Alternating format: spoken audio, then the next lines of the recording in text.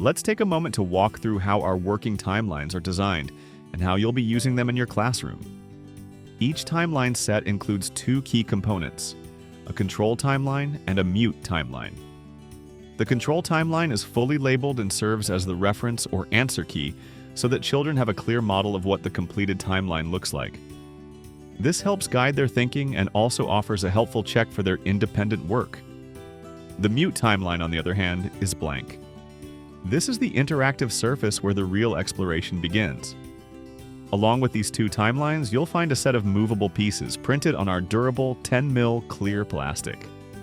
It looks and feels like a traditional transparency sheet, strong enough for repeated use but flexible enough for little hands to handle easily. These pieces are designed to be cut out by you before use. We recommend doing this ahead of time so they're ready to go when the children are. Once cut out, the movable pieces can be used directly on the mute timeline.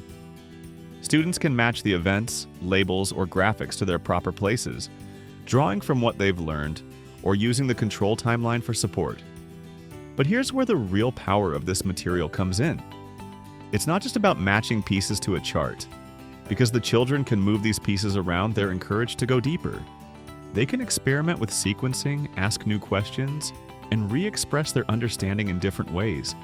This shifts the experience from passive observation to active investigation. So instead of simply placing items where they belong, students begin thinking about why certain events happened when they did, how they're related, and what else they might want to know. That's the kind of exploration we aim to foster. The working timelines are flexible, engaging, and designed to support independent discovery. And once the pieces are prepared and the students are introduced to the process, this material becomes a powerful tool for encouraging historical thinking, scientific inquiry, or conceptual mapping, depending on the subject.